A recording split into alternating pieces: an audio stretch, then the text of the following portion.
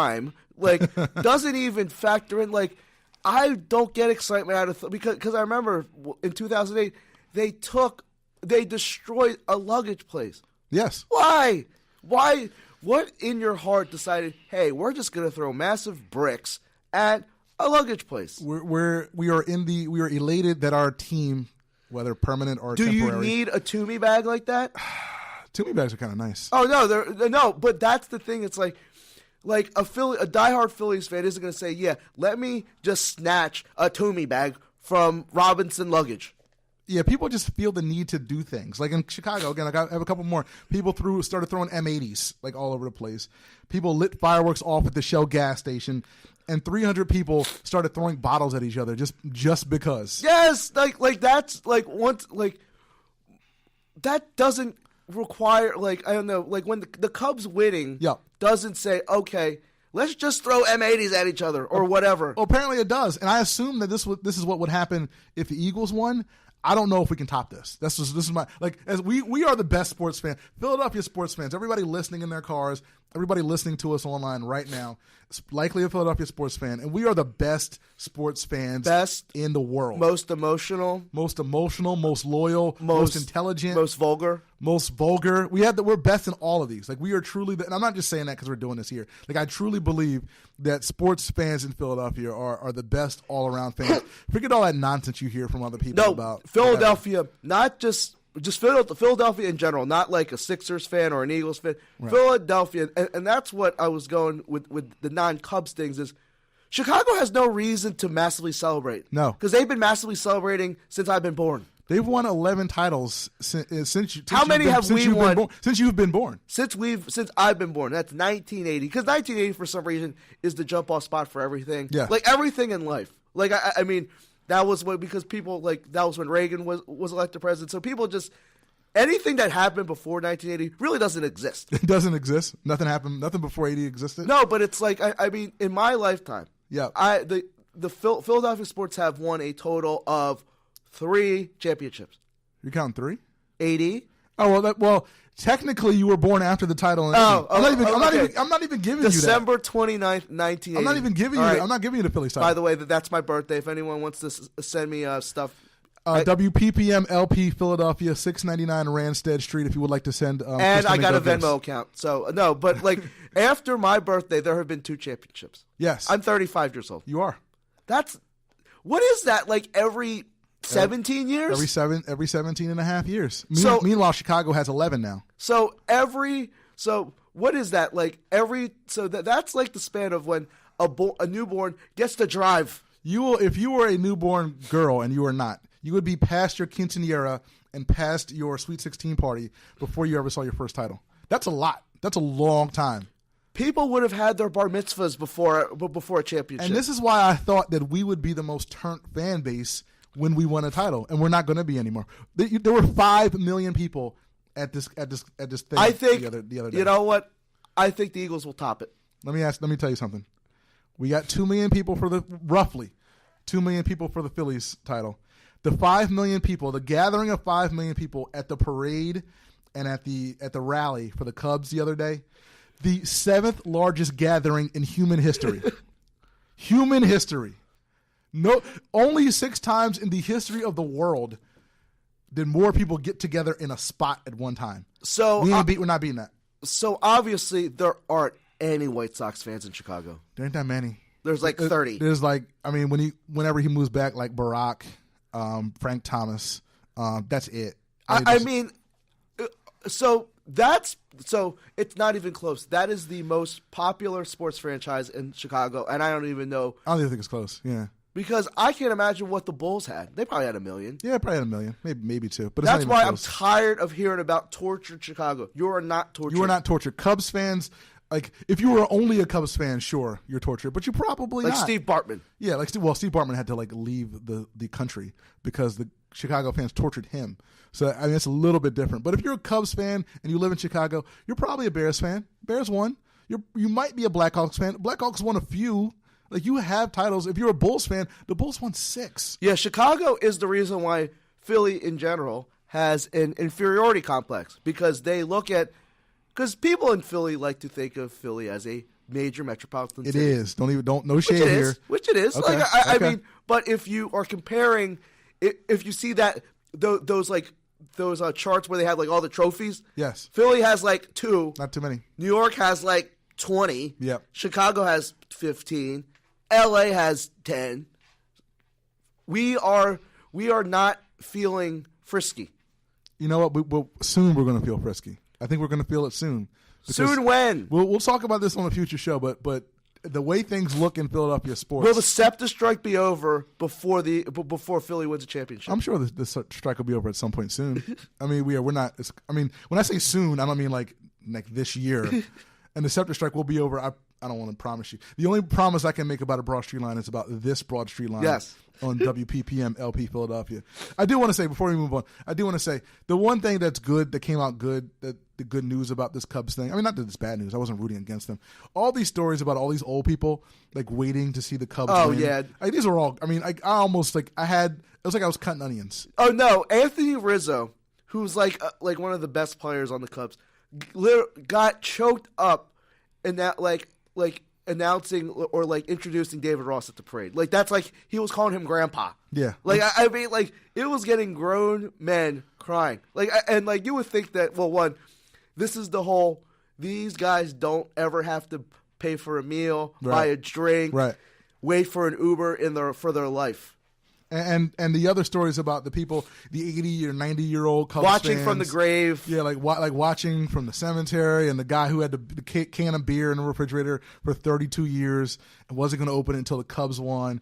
And like, there's all these stories, and it's like, you know what? I kind of feel. Oh no, this is like, but isn't this the year? Well, 2016 has been a pretty bad year in general, but for tortured fan bases, it has been an epiphany. You had the Cavs, yes, or Cleveland in general. And heck, they were almost close to wiping the slate clean twice. Yeah, no, the Cleveland, the most losingest city in the history of life when it comes to sports, almost won 2 titles in the span of 4 months. Now, who do you feel better for, Cubs fans or Cleveland? Ooh, that's a good question. I mean, Cubs fans have been waiting for so long, man. No, but Cleveland's just like they get teased all the time. Well, not all the time, but they got teased for a while a lot and just never came. But Cubs fans are the new Red Sox fans. They were the losers. Well, now they're going to be the most annoying fan base on the planet now. I hope not. Because now, when you go to your baseball games in any city that's not Chicago, you're going to get all the wagon jumpers. You're going to hear people chanting, Rizzo, Rizzo, and never knew Anthony Rizzo from Frank Rizzo. No, you're absolutely right. But I think, though, just to kind of bring it back to Philly, I think when we do and maybe we'll do this next week, we look at the State of the Union when it comes to the Philadelphia sports teams. I think all of our teams most of our teams are kind of going in the right direction when it comes to building something that could eventually lead to a title drought in the city. I think at the end of the title drought. I think the trajectory for each team is up. How up, I don't know yet. But I'm trying to be positive here. But you're trying to be diplomatic. I get it. Yeah, but it's like, it could be worse, right? But, at some point, when does the itching start happening? For each team. Soon. Soon. It's got to. Like, I think for the Sixers, the itching is starting now. Yeah, like the Sixers now, maybe the and Flyers. And I think even for management, the itching is starting now. Because the management's like, okay, like, I'm tired of being the butt of jokes. Well, one team that may have bought itself a couple of years with its new quarterback is the Philadelphia Eagles, and they found their way into the news for the reasons why you don't want to be in the news, and that's because they waived their wide receiver Josh Huff. After he was arrested on the Walt Whitman Bridge on Tuesday around 11 a.m. Now, he was arrested on the bridge because he was speeding while high with a 9mm in his car with hollow point bullets, and he also had some leftover weed in the car, less than 50 grams. Now, on the surface, when you first heard the Josh Huff story and you heard he got arrested, what was your initial reaction to the story? Well, there's a new emoji coming out, the facepalm emoji. There's a facepalm emoji coming out? Yes. How many times is that facepalm emoji going to be used in the world? Oh, probably more so than the eggplant emoji, and I will not tell you what that means. But yes, no, but it was just I'm a very middle of the road, I guess, thinker about what athletes should do and not do. But I think in the NFL, it is a privilege to be in there. Yes. And there are certain things. Just convey a positive light within yourself. Don't do anything dumb. Jim Schwartz said it, and we probably can't say those words, but if you got to be a dumb butt, if you start being a dumb butt, if you start doing dumb butt things, you're going to be thought of as a dumb butt. And this is clearly a confluence of dumb things out of Josh Huff. Now, Josh Huff, again, for Eagles fans or for those who aren't Eagles fans, I think it's a not good wide receiver. Yeah, pretty apparent that he's not that good. But not the worst of the not good receivers. 13 catches for 72 yards and a touchdown on the season for Josh Huff. But he's a pretty good kick returner. Julio Jones, a great receiver, had that in a game or a couple drives. Yes, that's a couple of drives for Julio Jones. So Josh Huff, a not good wide receiver, puts himself in a bad situation, again, where he was speeding and high with basically an unregistered in New Jersey 9mm gun. Because we're going to talk about, because now the plea copping within the team, yes, for him was getting really bad. And we thought this is a facepalm moment. The Eagles will deal with it, whatever have you. Doug Peterson, the Eagles head coach, said on Wednesday that Josh Huff would play this Sunday against the Giants, but he did couch it and say that he could face discipline at a later point. And then we saw pictures of Josh Huff hugging it out with Jeffrey Lurie and then so we thought everything was kind of kumbaya, like the Eagles would basically let the legal system deal with it and then handle it, after that. But then Josh Huff found it upon himself to go in front of the media and say some things that probably didn't endear himself to the Eagles. And to Eagles fans specifically. He did admit that he made a terrible decision. He also said that he did not have the gun on the team premises. But then he went on to say the following, and I'll quote, I'm a professional athlete. What professional athlete don't have a gun? I have a wife and son at home. My job is to protect them at all costs, and my job is to protect myself as well. And then he went on to say, quote, that he's not Gilbert Arenas. Again, if you're Josh Huff with all of 72 yards and a touchdown, and you're basically hanging on to your NFL career as it is, you probably don't want to you probably want to have a little bit more remorse for your actions, right? Am I wrong in this? We always say it all the time. Take the L and move. Just move on. You made a bad decision, you got caught. Yep. And just show some remorse. A little bit. Because one, this is a bad look for a billion-dollar organization. Mm-hmm. You can't have members of a billion-dollar organization toting around guns, carrying around hollow point bullets, nope, and driving reckless. That's not cool.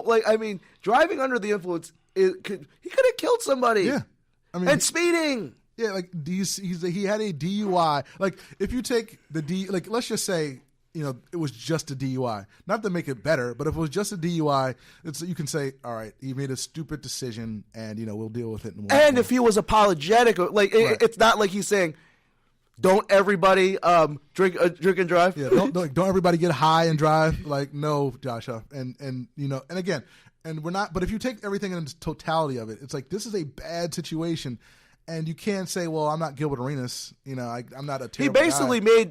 He was basically joking about it, right? There was no seriousness in all this where he was saying, "Oh man, I really messed up. I apologize, and you know what? I strive to be a better person." None of that. No. It was almost flip. And so he goes on and says that again, doesn't endear himself to anybody in the organization, and then the next day, the Eagles. I was going to say triumvirate, but it's actually 4 people. So I guess the Eagles quadrant. Yeah, the Eagles quadra whatever gets together, and then again it's Howie Roseman, team owner Jeffrey Lurie, team president Don Smolenski, and head coach Doug Peterson. They all got together and unanimously decided to release Huff on Thursday. And according to reports, Josh Huff upset, obviously, and cried as he left the facility. Now, but Roy, where was this emotion before? You would think, yeah, that's the thing. You lost your job, I get it, but it's you were anything that would make possibly lose your job, that would make me cry. It should. I would have cried on Wednesday, and he was thinking he was doing stand up, where he was basically explain, like basically making excuses for himself, and that's where and now we'll talk like after the